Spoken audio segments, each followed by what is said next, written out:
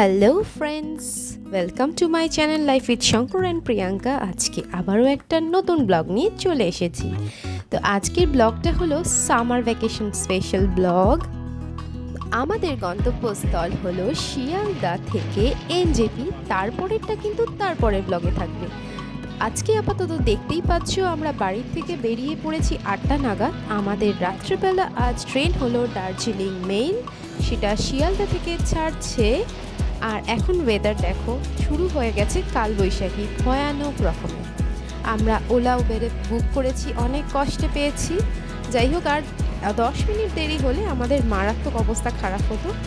তো দেখতেই পাচ্ছ কি পরিমাণ ঝড় বৃষ্টি শুরু হয়েছে। আর এইটা হলো শিয়ালদার অবস্থা। এখন বাজে হচ্ছে 8:57, দেখতেই পাচ্ছ ঘড়িতে। আর আমরা দাঁড়িয়ে রয়েছি শেডে, কারণ আমরা ভেতর পর্যন্ত যেতে পারিনি।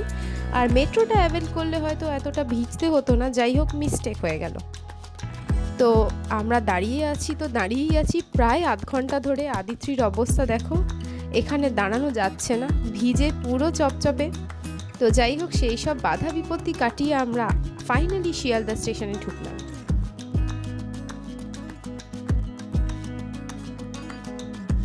লাইফ উইথ শঙ্কর অ্যান্ড প্রিয়াঙ্কার নতুন ট্রাভেল সিরিজে আপনাদের স্বাগত। তো আমরা এখন শিয়ালদা স্টেশনে আছি, 14 নম্বর প্ল্যাটফর্মের সামনে। অনেক ঝড়ের মধ্যে পড়েছিলাম রাস্তায়, সেই ঝড় কাটিয়ে আমরা এখন প্ল্যাটফর্মের ভেতরে আসছি। একটু পিৎজা নিচ্ছি। নেমে উঠে এখন আমরা দার্জিলিং মেলে উঠবো।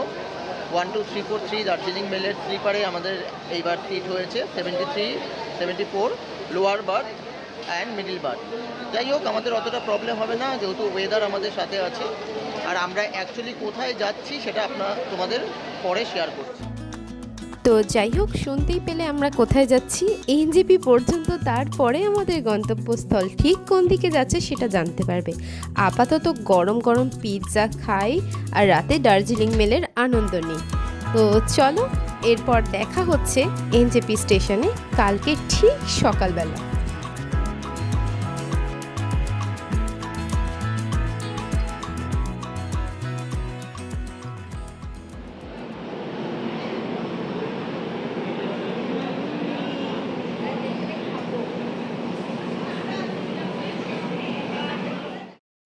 আমরা এনজেপি স্টেশনে পৌঁছে গেছি যথাযথ সময়। হার্ডলি হয়তো 10-15 মিনিট এদিক ওদিক হয়েছিল। তো সেখান থেকে এসে আমাদের ভীষণ খিদে পেয়ে গেছিলো। তো সামনে আমরা ফুড ট্র্যাক যেটা ছিল ওখানেই ইডলি নিলাম। আর আদিত্রির বাবা খেলো পোড়া লুচি আর পুরি সবজি, রাইট, ওটা ছিল পুরি। তো এরপর দেখতেই পাচ্ছ আদিত্রির এক্সাইটমেন্ট কতটা। ঠিক এই জায়গাটা আসলেই মনটা যে কী পরিমাণ ভালো হয়ে যায়। সামনের রাস্তাটা মনে হয় যেন কত দিন পর একটা সুন্দর অক্সিজেন লেভেল আমাদের হাই হতে চলেছে এখানে। তো আদিত্রিকে দেখতেই পাচ্ছ। আর এই সেই রাস্তা, আমাদের বেঙ্গল সাফারির মাঝখান দিয়ে সুন্দর একটা রাস্তা, যেটা দেখলে মনটা সত্যিই খুশি হয়ে যায় যে হ্যাঁ, একটা ভেকেশনে যাচ্ছি। তো আর কথা না বাড়িয়ে চলো তোমাদের নেচার্স বিউটি দেখাই। যদিও সবার এটা চেনা পরিচিত, তো বারবার দেখতে কার না ভালো লাগে।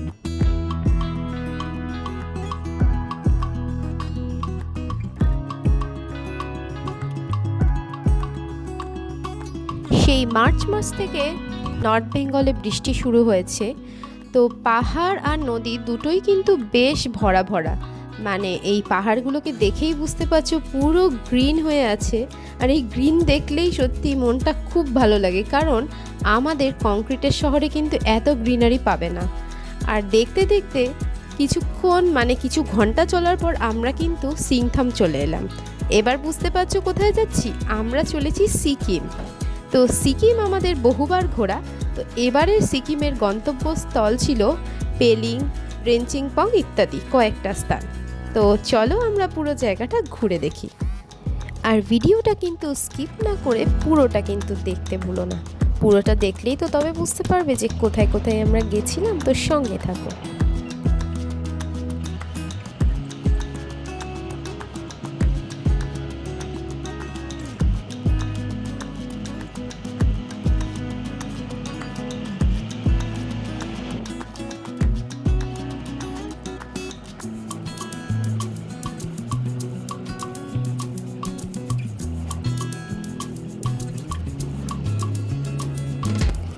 আর কিছুক্ষণের মধ্যেই আমাদের কিন্তু গ্যাংটক পৌঁছে যাওয়ার কথা।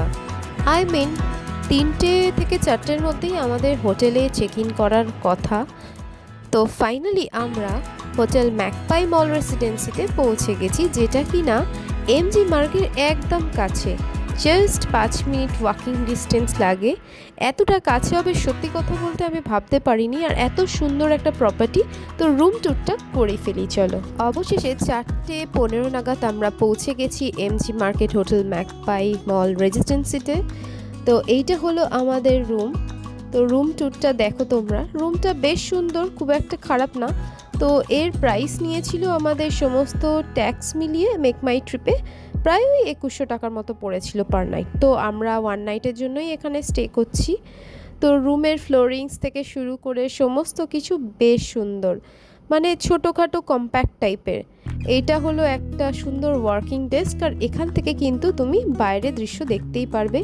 যদিও দৃশ্য খুব একটা ভালো নয়, এখন বৃষ্টি হচ্ছে খুব, বুঝতেই পারছো সিকিম আসার পর থেকেই দেখছি বৃষ্টি হয়ে যাচ্ছে। তো যাই হোক, মন খারাপ না করেই বাদবাকি রুমটা ট্যুর করিয়ে দিই। সবথেকে ইম্পর্ট্যান্ট এটা হলো ওয়াশরুমটা কিন্তু বেশ বড়। এখানে গরম জলেরও ব্যবস্থা রয়েছে, গিজার অল টাইম সার্ভিস দেয়। আর এখানে তো আদিত্রি খুব মজা পেয়েছে। আদিত্রি, রুমটা কেমন লাগছে? রুম দিয়ে কিছু দেখতে পাচ্ছ বাইরে? বাহ। তো আমরা আজকে কোথায় যাব লাঞ্চ করে? MG market.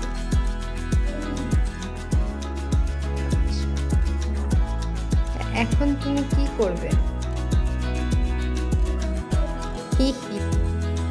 যাও বিছানায় উঠে যাও।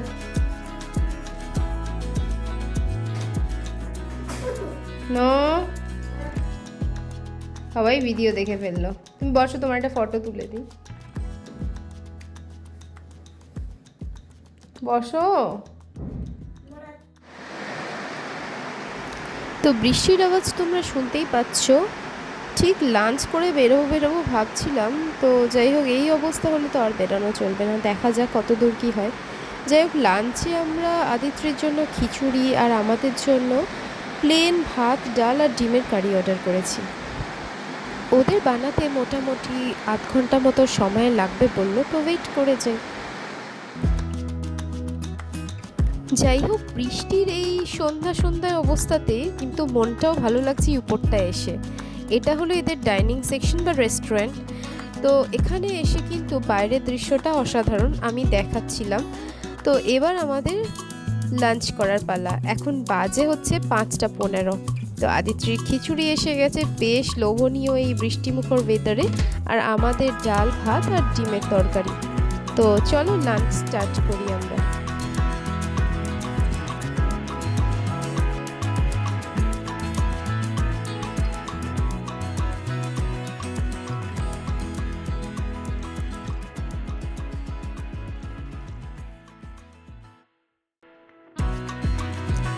খিচুড়ি আর এই ডিমের তরকারি আর ভাত সমস্তটাই কিন্তু বেশ কস্টলি লাগলো। এই দুটো ডিমের কারি দাম নিল 180 টাকা। সত্যি কথা বলতে 180 টাকায় দুটো ডিম, মানে সিকিমেই সম্ভব আর কি, যে কোনো পাহাড়ি অঞ্চলে।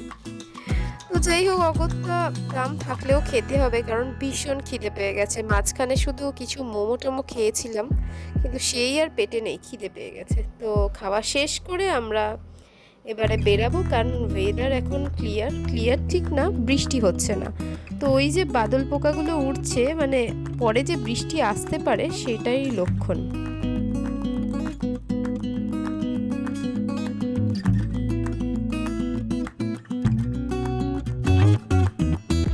এই বৃষ্টিমুখর সন্ধ্যাতে এমজি মার্গে গিয়ে বেশ ভালো লাগলো, কারণ প্রত্যেককেই দেখছি এখানে সামার ভ্যাকেশন কাটাতে এসে গেছে। তো ছাতা মাথায় দিয়ে বৃষ্টিতে ঘোরার মজাই কিন্তু অন্যরকম। আমরা ভেবেছিলাম লোকজন হয়তো বেশি আসবে না বাইরে, কিন্তু দেখছি সবাই বেরিয়েছে, কারণ সবথেকে গুরুত্বপূর্ণ কথা হলো যে এই সময় সামার ভ্যাকেশন পড়ে, আর এই একটা দিন নষ্ট করা মানে ট্যুরের অনেকটা টাইম নষ্ট হয়ে যাচ্ছে। তো যাই হোক, আমাদের সাথে তোমরাও এই বৃষ্টিমুখর সন্ধ্যাটাও এমজি মার্গে ঘুরে বেড়াও। পাহাড়ে আসলে বিশেষ করে দার্জিলিং কিংবা গ্যাংটক, এমজি মার্গ কিংবা মল রোড এই দুটো জায়গা কিন্তু সন্ধেবেলা কাটানোর জন্য বেশ সুন্দর জায়গা।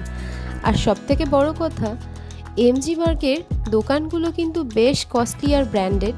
তো যাই হোক, আমরা এই দোকানগুলো কলকাতাতেও সিটি সেন্টারে পেয়ে থাকি, কিন্তু আদিত্রি যেহেতু সামনে জন্মদিন, আদিত্রিকে তো কিছু না কিছু কিনে দিতেই হতো। তো এখানেই কিছু একটা কেনার জন্য আমরা এদিক ওদিক গেলাম। আর তারপরেই আদিত্রিকে অ্যাজ প্রমিসড ওখানে একটা গেম শপ ছিল, সেখানে নিয়ে গিয়ে কিছুক্ষণ খেললো সে। বৃষ্টি কিন্তু এখন টিপ টিপ করে পড়েই যাচ্ছে, কিন্তু এই যে ছোট্ট ছোট্ট বাচ্চাগুলো সামার ভ্যাকেশনের ছুটি কাটাতে এসছে, এদের এক্সাইটমেন্ট দেখে নিজের আর ছাতা খুলতে ইচ্ছে হলো না। এদের সাথে নিজেকে আরও বেশি করে ভিজতে ইচ্ছে হলো এই পাহাড়ি বৃষ্টিতে।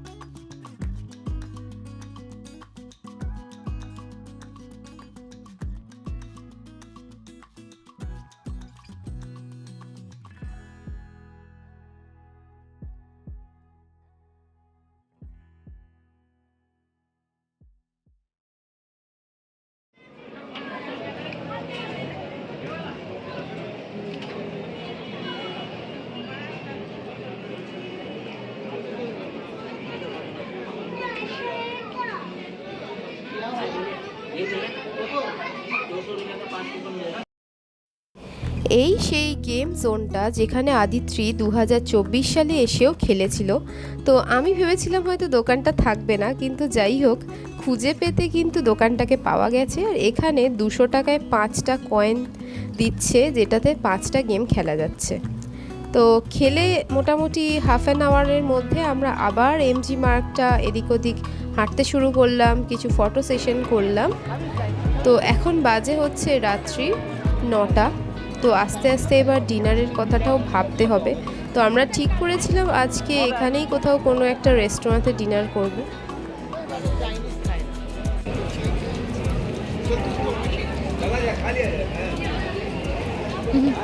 এগুলো হচ্ছে red panda. The rain is funny. The rain is funny. We were on cows and fish. বলো, it's making It's making puddles in the dirt and taking it. Some people put some dough and pluck some puddles and for shelter. Among the children of the city, there forward head the skelter. Thanks for have a nice day. Then friendship. I had friendship. I had a box of crayons, a shiny shade and new. I let a friend one crayon and broke into my friend said she was sorry, but I said I don't care because now we both can color with one crayon we can share. Good morning everybody. আজকে সকালটা কিন্তু বেশ পরিষ্কার, বৃষ্টিও হচ্ছে না। তো সারাদিন কেমন যায় সেটা সবাইকে দেখাবো, কিন্তু তার আগে একটা বড় রকমের প্রবলেম হয়ে গেছে, দেখাচ্ছি। আদিত্রির এখানে এসে একটা প্রবলেম হয়ে গেছে, ঠোঁটেতে ওর উপরের দিকে একটুখানি সোয়েলিং হয়েছে। এবার সেটা হঠাৎ করেই হয়েছে, ও বলছে হঠাৎ করেই হয়েছে, কিন্তু আমার মনে হচ্ছে এটা বাড়ি থেকে অলরেডি কিছু একটা ভেতরে ভেতরে হয়তো ওর হয়েছে। ওর আসলে সামনের দাঁত দুটো একটু প্রবলেম করছে। করো, দেখাতে পাচ্ছে না, মানে খুব ফুলে গেছে দেখতে পাচ্ছ। যাই হোক, এখানে সিকিম মানিপালস মেডিকেল কলেজ অ্যান্ড হসপিটালটায় নিয়ে যাব। তো দেখা যায়, ওখানে দেখিয়ে তারপর আমরা ওখান থেকে পেলিংয়ে চলে। এইটা হলো সেই Sikkim Manipal medical college and hospital, যেখানে আমরা আদিত্যকে দেখালাম। ওরা সমস্ত কিছু ভাইটালস, হার্ট মনিটর সব কিছুই দেখে নিল আর কি। তো যাই হোক, টেনশন করার মতো কিছু নেই। আগেই ডক্টর আমাদেরকে যে মেডিসিন প্রেসক্রাইব করেছিল ওভার দ্য ফোন, সেই রকম ধরনেরই অ্যান্টি অ্যালার্জিক, মাউথ জেল ইত্যাদি ইত্যাদি সব দিল, একটা অ্যান্টিবায়োটিক দিল। তো অনেকটা আশা করছি এরপর কমে যাবে, কারণ বাচ্চার যদি কোনো রকম ট্রাবল হয়, ইনফ্যাক্ট কোনো ফ্যামিলি মেম্বারেরই বেড়ানোর সময় ট্রাবল হলে পুরো বেড়ানোটাই মাটি। কারণ আদিত্রি বাবা এত প্যানিক করছিল, বলছিল যে আমরা বাড়ি ফিরে যাই। তো যাই হোক, বাড়ি আর ফিরে যেতে হয়নি, আস্তে আস্তে দেখলাম কমছিল ফোলাটা। তো আমাদের পরবর্তী গন্তব্যস্থল পেলিংয়ের দিকে আমরা রওনা দিলাম। তো যাত্রার পথে আমরা নামছি রাবাংলা, টেমেটির গার্ডেনও ঘুরে দেখেছিলাম। তো চলো তোমরাও আমাদের সঙ্গে সেই সফরে সামিল হও।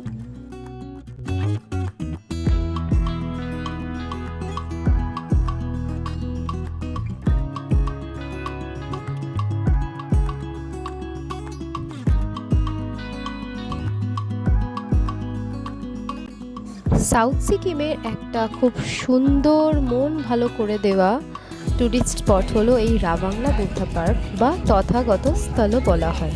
তো এখানে ভারতীয়দের জন্য এন্ট্রি ফি হলো 50 টাকা পার পারসন, আর ফরেনার্সদের জন্য 100 টাকা পার পারসন। বাচ্চাদের জন্য সচরাচর লাগে না, তো 60 ইয়ার্স পর্যন্ত। তো এই জায়গাটা এর আগেও আমি এসেছিলাম 2019-এ।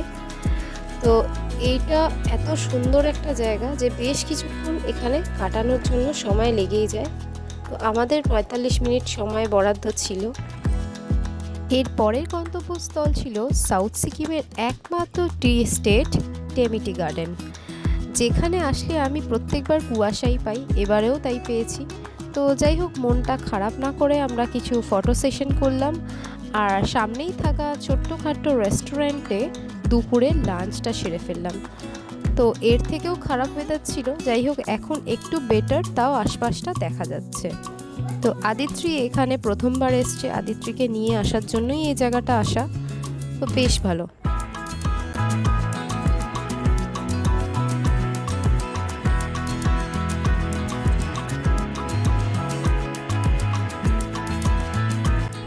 প্রচণ্ড খিদেতে যে কোনো খাবারই কিন্তু খেয়ে নেওয়া যায়, স্পেশালি যখন সেটা ধোয়া ওড়া ফ্রেশলি বানানো ফ্রায়েড রাইস বা নুডলস হয়। তো পাহাড়ে এসে নুডলস, মোমো, এই ফ্রায়েড রাইস এইসবই খাওয়া হচ্ছে। তো যাই হোক, আমরা এটাই খেয়ে আপাতত পেটটা ভরালাম, আর আদিত্রির জন্য প্লেন নুডলস ছিল। এরপরের গন্তব্যস্থল হলো আমাদের চারধাম।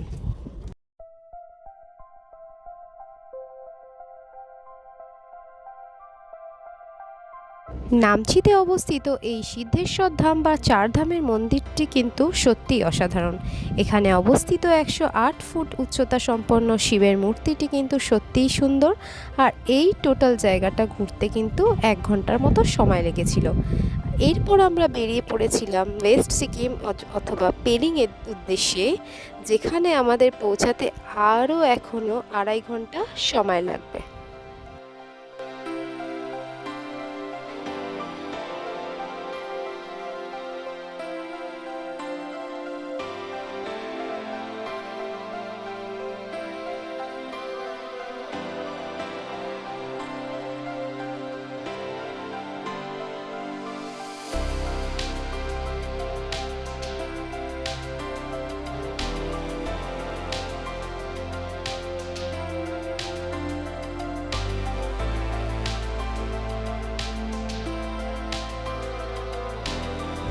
অস্তগামী সূর্যের সাথে সাথে আমাদের পেলিং পৌঁছানোর সময়ও প্রায় চলে এসেছে। তো ড্রাইভার দাদা বলল পেলিং পৌঁছাতে আমাদের বাজবে রাত্রি 8টা। তো অবশেষে আমরা পৌঁছে গেলাম ওয়েস্ট সিকিম তথা পেলিং। এটা আমাদের hotel hidden house fair view. আজকের মতো আমার এই ব্লগটা কিন্তু আমি শেষ করলাম। তো এরপরে আমার ব্লগ আসতে চলেছে পেলিং সফর নিয়ে, পেলিংয়ে আমরা কোথায় কোথায় গিয়েছিলাম। তো পুরো ভিডিওটা তোমরা কিন্তু স্কিপ না করে দেখো, আর কেমন লাগলো অবশ্যই জানাতে ভুলো না, আর লাইক, শেয়ার, সাবস্ক্রাইব অবশ্যই করে দিও for more videos. Bye bye.